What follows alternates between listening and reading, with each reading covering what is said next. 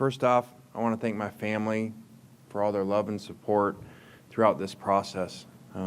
Layla, Knox, Landry, Presley, my children, brother Chris that's here with his family. Thank you for all the support through this process, which was not an easy one. I'd also like to thank President Wade Roos, Athletic Director Verge Osbury, Board of Supervisors Chair Scott Ballard, Athletic Board Chair John Carmouche, and Julie Cromer. I also had a unique great call with Governor Landry, and I could feel his passion and energy in that call for the state of Louisiana and for LSU football.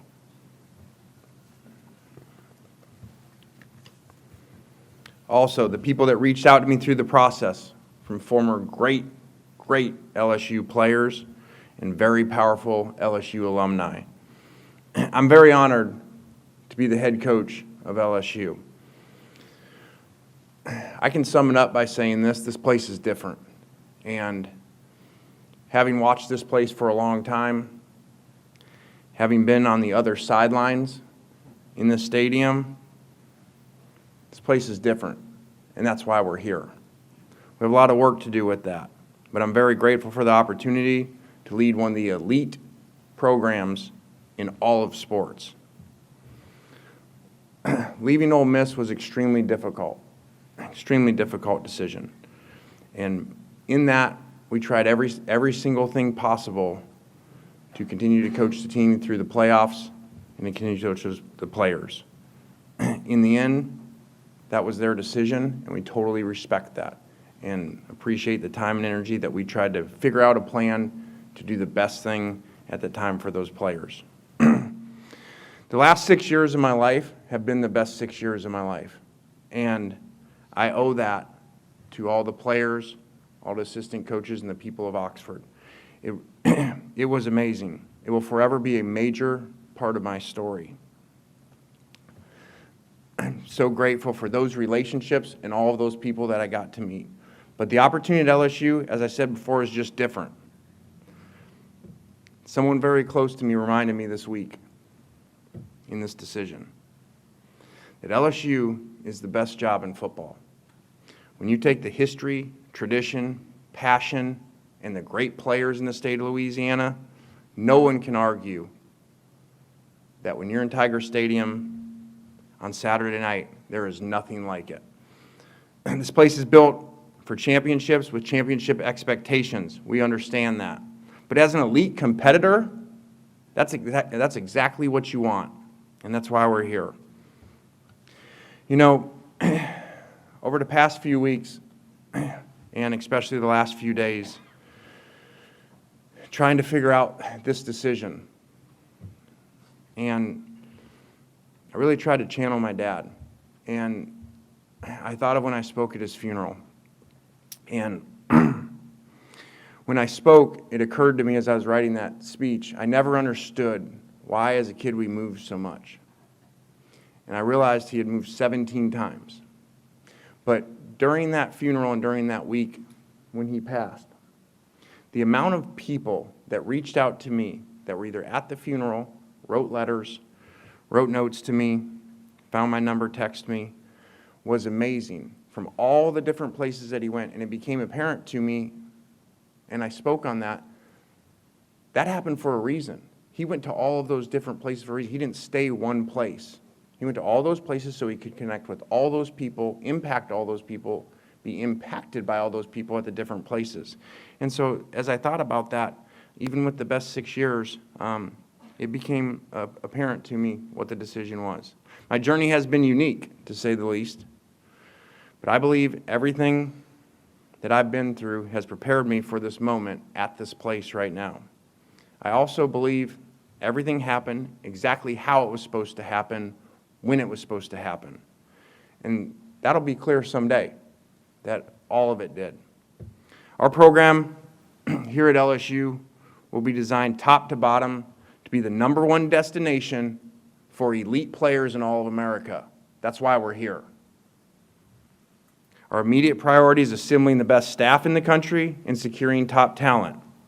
The mission is simple: bring the best players in the country to LSU, and it starts right here in the state of Louisiana. to win big, as you go through this decision and you look at different places and all the things involved, to win big, you need everybody pulling in the same direction. And I felt through this process that definitely the leadership here at LSU was all aligned and all in place to give us that. I know that we have, with the passion of LSU family and our LSU players, that we have everything to bring championship football back to LSU. It's time for LSU to take its place back as the best program in all of college football, and that's what we're here to do. So thanks for everybody showing up. Thank you for believing in me. Let's go to work and go Tigers.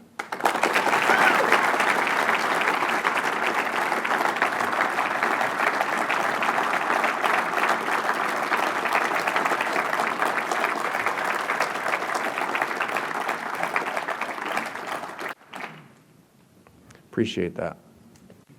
You didn't want to stand up, Landry. Questions? Wilson, here in the front.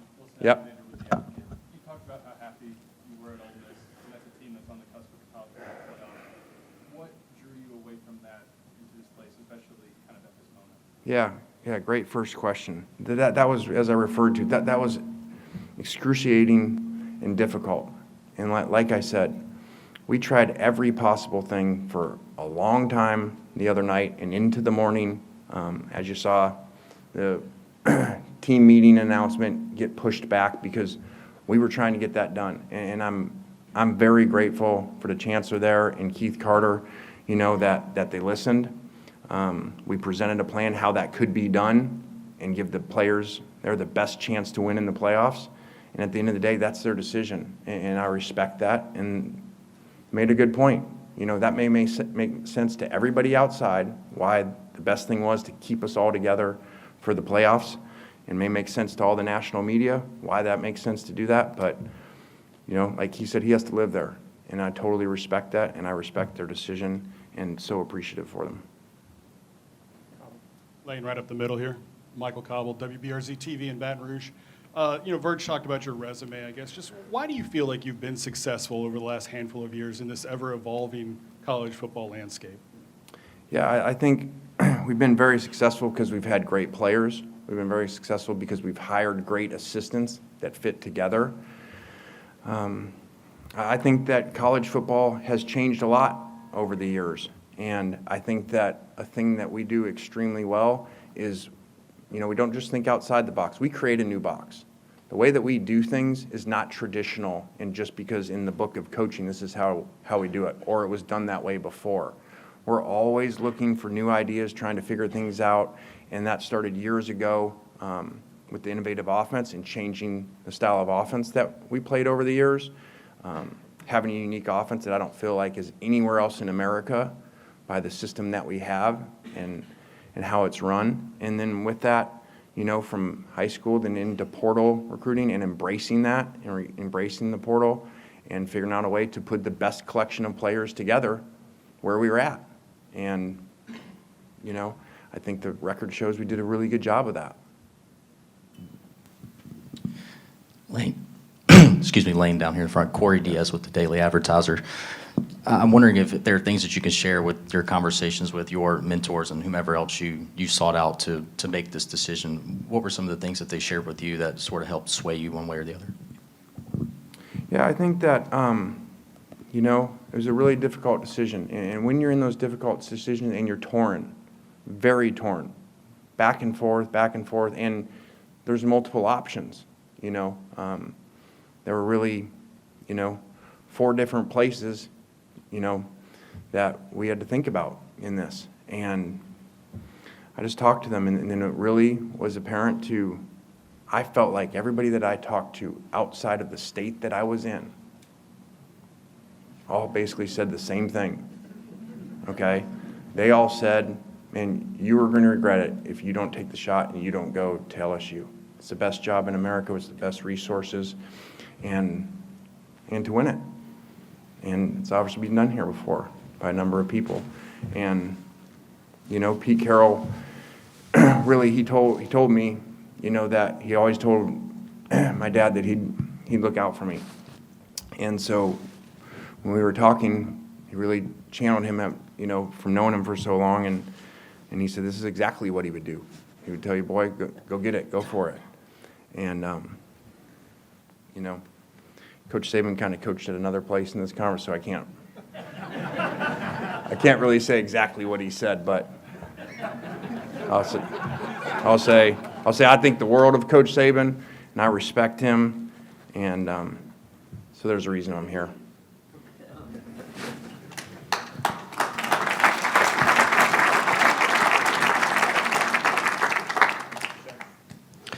On your left, Coach. Shea Dixon with On Three. Obviously, you're known as one of the top offensive minds in football, and I think for a long time people have tied that to the Briles offense. Over the years, what have you changed, adapted, that you would consider now the identity of what your offense is? Yeah, I think that, we have the most unique offense in the country, and because of learning from so many people along the way, we hired Art's son Kendall at FAU and then learned a ton from the Briles family about offense and that whole system. And then really combined that over what we had done over the years at USC, at different places, at Alabama, and then said, okay, what if we combine these two and take this up-tempo spread system, but then really still do it with problem plays, problem formations that, remember, I really grew up really under three people. My dad, for my whole life, Monty Kiffin, then Pete Carroll, then Nick Saban. So really, I basically spent the majority of my life with those three defensive minds. Over time, always listening to them, what gave them problems, as three of the best defensive minds to ever coach this game. I mean, how blessed am I that I got to be around those three people? And then think about, okay, combine all that they said and put this thing together. And so it's been a great offensive run because of that. And, we're not going to get up here and talk about individual numbers and stuff like that, but if you research them, I would say, over the last, since we left Alabama, so that's 9 years, okay, if you take points yardage, that's the number one offense combined in all of college football. Hey, Coach. Jacques Doucet, WAP-TV here in Baton Rouge. You mentioned it a little bit. What are your memories of coming here as an opponent, playing in Tiger Stadium, and how do you feel now to have that arena in your corner as the head coach? Yeah, it feels good to be on that sideline. Been here a number of times. Now that you say it, I think about it. I've been down there in what you guys have watched for a long time, that I would say that you would probably say two of the most intense times and feelings, and those were 2 overtimes, one at Alabama here, and then one at Ole Miss here in the overtime 2 years ago. And, God, man, that feeling on the other sideline, all the way from the warm-ups of those night games, man, it is not. I coached a lot of places, okay, and a lot of road games, NFL, college. There is nothing like the feeling when you're on the other sideline and the intensity that you feel. It's like a weight that you feel. I've talked to head coaches who have been here before, obviously. Okay, and they talk about like feeling on the other sideline, like how they feel lifted up by the crowd and the intensity. Well, when you're on the other sideline, you feel it the other way, and especially as you get to crunch time and overtime at night. So I've felt that, and I always thought to myself, man, what if we had that advantage on our side? So if we combine what we do, the way that we coach players, the systems that we run, and now we have that intensity on our side for the opponent to deal with, again, that's how it painted all together to say, and this is where you're supposed to be. Hey, Lane, Glenn West, 24/7 Sports. You mentioned some of the immediate needs you want to kind of address here with the program. Wondering if you can just talk about maybe some of the people you might be bringing with you on this coaching staff offensively, and just your thoughts on the defensive staff that's already in place here. Yeah, I think that's a really good question. I don't know that I can get into it. There's so many things. What have we been here for 24 hours? So I don't know that all that is figured out, and we're still in the process. And it's a challenging spot too because LSU is still playing in a bowl game too, and so Frank will continue to serve in that role.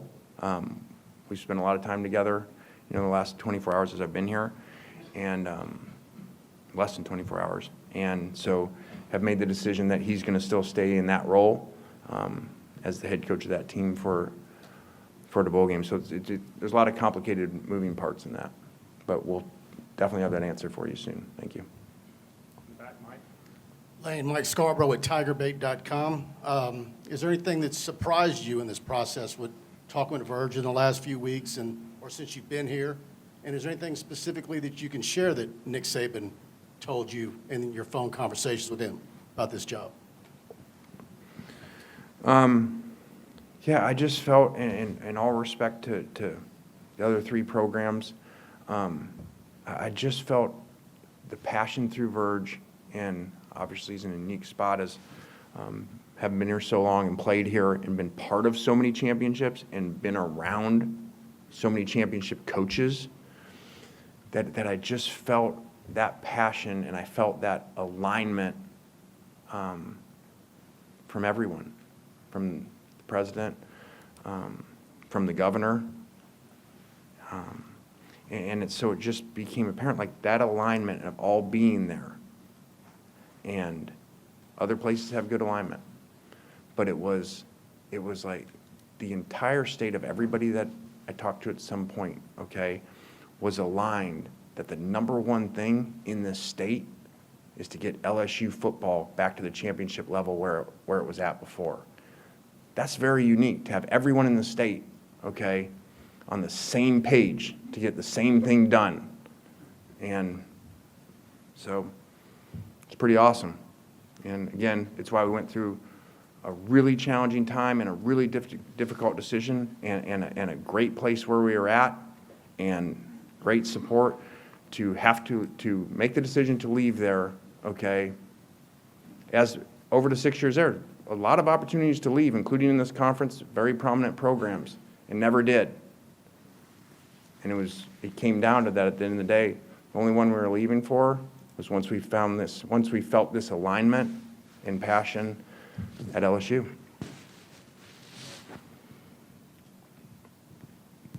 Lane, right down here, Bryce Kuhn with On3. You've talked, I guess, this season about how important, reconnecting with your family has been. And I guess the reported trip down to Baton Rouge a couple weeks ago, how important was it for your family to feel on board with this? And what were some of those conversations like with them over the past 24, 48 hours? Yeah, as a football coach, it's awesome in so many ways. But it's very challenging when you make decisions versus probably what I would think most of you guys go through, meaning you're at this place that you really love and your family loves it. And you've had this amazing 6 years. And these opportunities come and it's like, okay, are you going to come? And you don't really know anything except for the stadium at the places because that's really all you've ever been is in the stadium. And then your family, your brother's family, and his 4 kids, are all going to move there. So I have to make this decision, okay, but I have none of this information, okay, about what the neighborhoods are like, what the people are like, what the schools are like. I have none of it. So, it's not ideal, but it came down to, well, I'm not going to go as the head coach of a place to go because even though most people do that and they spend a weekend somewhere in other professions and go to the schools and restaurants to get a feel for it in neighborhoods, and then they make a decision, and sometimes, they take 4 months to relocate and stuff in the real world. And that doesn't happen. You get on a plane and you go. So I just thought it was really important when they offered, to have the family come down without me and get a feel for it. And it was very important because that went a lot into the decision. I don't know that I could have made this. I don't know that I could have made the decision, or certainly couldn't have made it and felt good without everybody on board like it was after going to multiple places and coming back and saying, hey, we're all in. We're all in to go to Baton Rouge and go to LSU.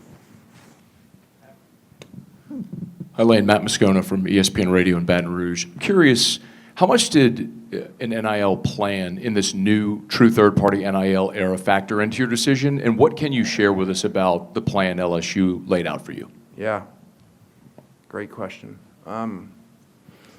You know, in that, when you talk about the, 4 places and making a decision, okay? I said through the process, okay, I'm never going to make a decision on money.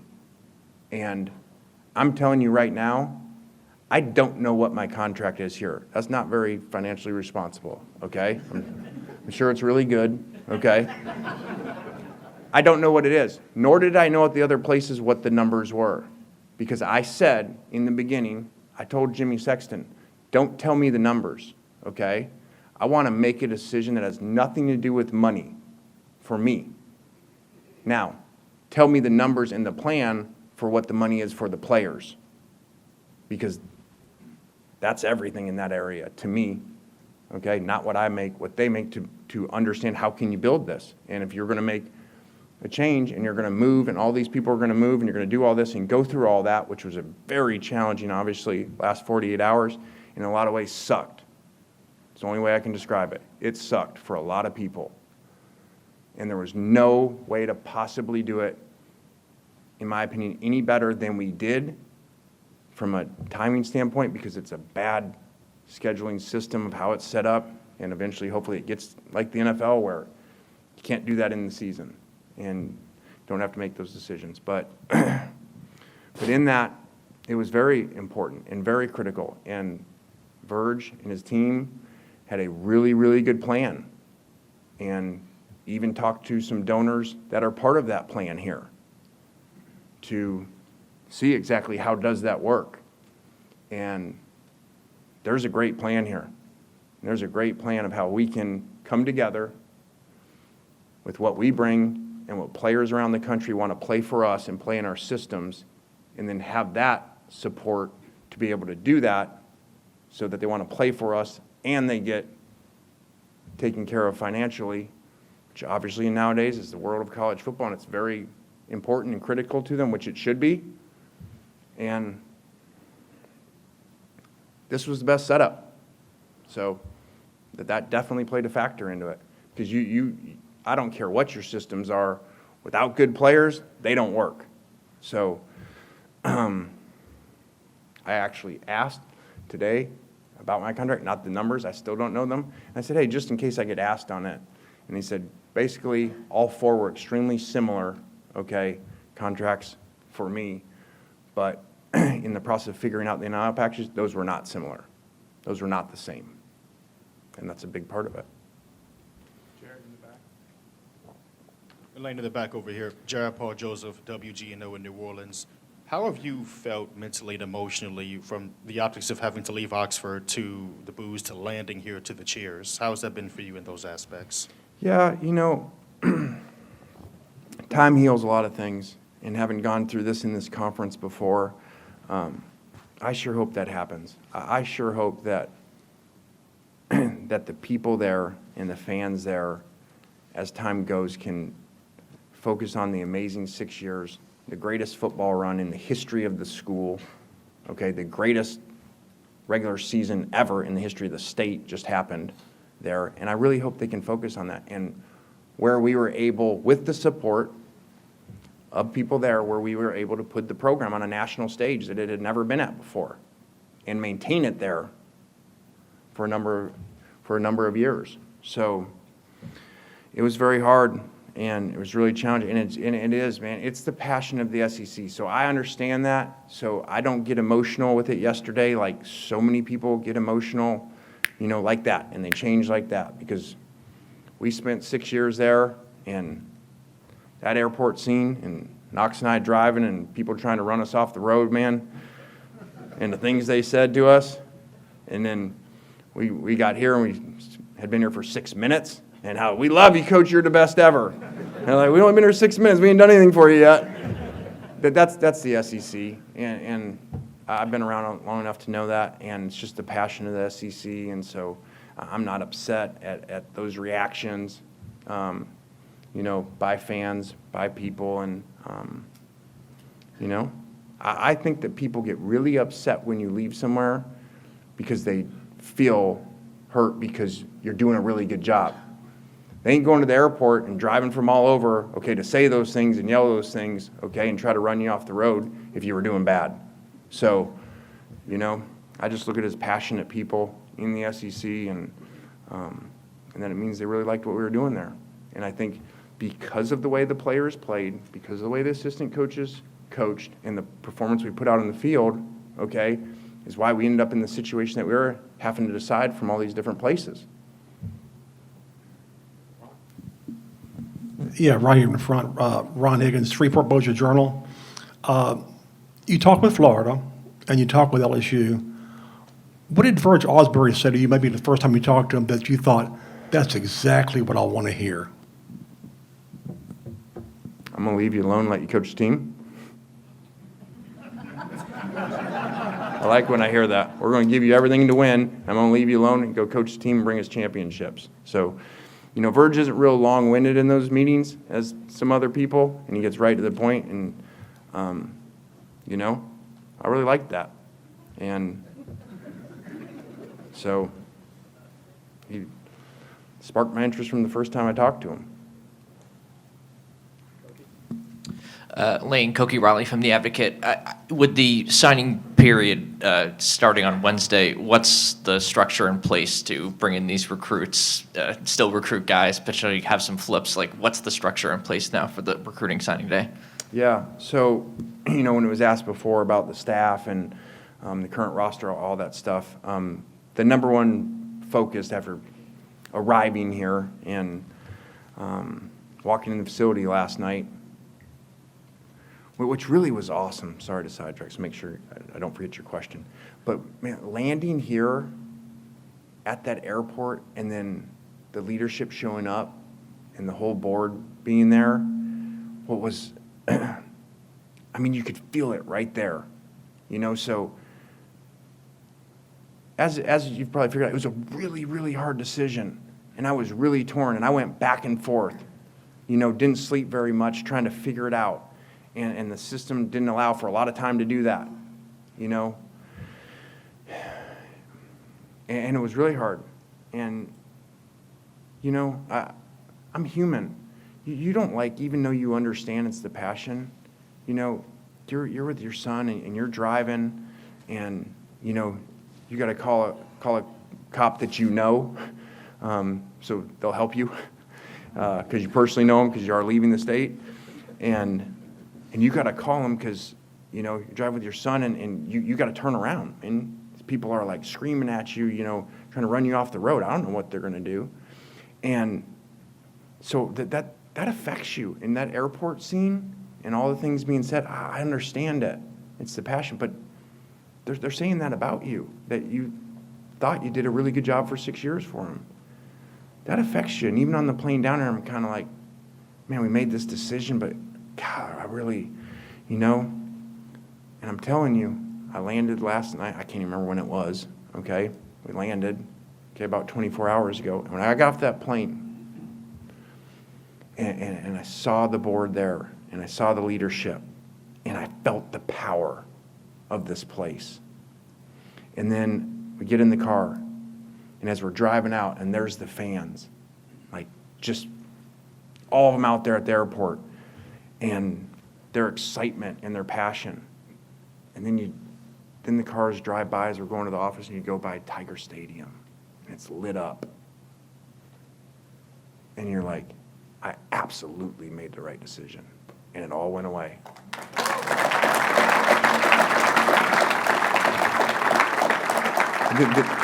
Then you walk into the facility, and myself and the coaches, our general manager, like you walk in, and I'm like looking around, and I'm like, God, like it's like we're in the NFL. Like everything is so amazing in that facility, and it's so powerful. And the national championships and the Heisman trophies and the way the whole building's done, I mean, you're reminded you are at the elite program in all of college football, the same that those two coaches just told me and reminded me. And then I was like, actually, we're going by Tiger Stadium. I called one person. I called Ed Ogeron. And I said, hey, man, all I can do is, man, this place just makes me want to talk like you right now. I did. I was like, we were in the car, and the kids were in there, and I was like, and the coaches, and they're like, what are you doing? I'm like, I don't know. I'm like channeling Ed right now. I was like, I'm feeling him. Like, I rolled down the window, and I was like, go Tigers to the fans. And I'm like, so I called Ed, I said, I don't know what's going on, man, but I'm feeling you right now. And he's like, Coach, you at the best place in America. So I feel that. So as I thought I would do, I have no idea what your question was. See, that's good planning that I knew that was going to happen. Yeah, just the structure you guys are going to have for this signing day. Yes. With the staff and how that's Yeah. going to work out. Okay, so that was the number one priority and is the number one priority right now. We're on that. It goes dead where we can't go out right now. Yesterday, people could come up to the office. Obviously, I can't name them individually, the recruits, but so that is our number one focus right now, is to sign the best class that we possibly can Wednesday. Also, we have big picture thinking too. So we're not reaching or we're not signing kids because they're from this school or that school or any of that stuff, okay? We're going to sign the best players that we can on Wednesday, then go to the portal, which I have zero concern about the interest of players with that. Because I know what the interest was of players nationally to come play for us where we were just at. And now when you put that with this stadium, with that logo, I mean, You got time for two more rap and then Ross. makes me want to go get on the phone right now, but the portal's not open. Elaine, Scott Ravelli, also with the Baton Rouge Advocate. I read where you've said you're at a place in your life where you want to live day by day, take things day by day. But this move do you see this as a career-defining move for yourself? Yeah, I hope so. Yeah, I definitely do. And I do take day by day and have learned to do a much better job at that as I've gotten older. And, this is really unique. I'm uniquely prepared at 50 years old for this job to have been so many places, done good things, made a lot of mistakes, and made them really early on. Like someone said, you made mistakes on the national stage at an age in your 30s and early 30s that coaches aren't even head coaches yet, let alone they're not on the national stage. So I got to learn from those. I'm 50. This is my sixth head job. I mean, I don't know if anybody's ever done that. So it's not necessarily great in some ways. They weren't all by choice. But what that does is if you take all that information and you keep it and you collect it and you learn from the good, from the bad, that's experience. Just like an experienced quarterback's a lot better later on. Experienced coaches. And some of those coaches, especially those two I talked to, they would tell you, man, at this age right now, where I am, is when they really figured it all out.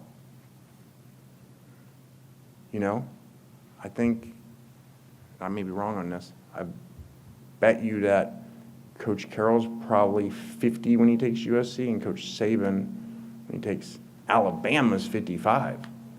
So, you figure things out as you go with all those experiences and having multiple head jobs like they had before, and then you become even better. Ross Dellinger. Lane, when Ole Miss administrators told you Saturday night, kind of finally, that you won't be able to coach the playoff, how much did you seriously consider not taking this job to stay and coach the playoffs? And the last few days, how much do you think it impacts your legacy, or do you care? Yeah.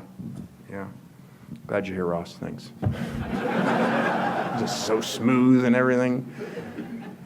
So, even though my man Ross was hiding out in a car, following me, which is a true story, I appreciate the effort. And he's like, texting, he's like, I see you going into the AD's office right now. It's a true story. But first it wasn't until Sunday, that's why things kept getting pushed back, that I was told that we couldn't keep this thing in place and coach the playoffs. So I'd already made the decision at that point and informed them Saturday night, that this is what we were going to do. And that was a really hard conversation with Keith, really hard. and kept trying to work through, okay, all right, yes, there's disappointment in that, but how can we do the best, knowing that I'm going to be the head coach of LSU for the future down the road, how could we do the best interest and of the players and give the players the best chance to win and make a run at the national championship in playoffs and most likely, as I said, their most historic sporting event in the history of the state of Mississippi, a home playoff game. And it didn't work out. And it came back the next day. It's why there was a team meeting, whatever it was, 9, and then, thought it was going that direction. We met with the players. I was in there with Keith, and the players said, okay, let's do this. And and I get it. I understand it, and they just couldn't wrap their head around doing that. And I understand it.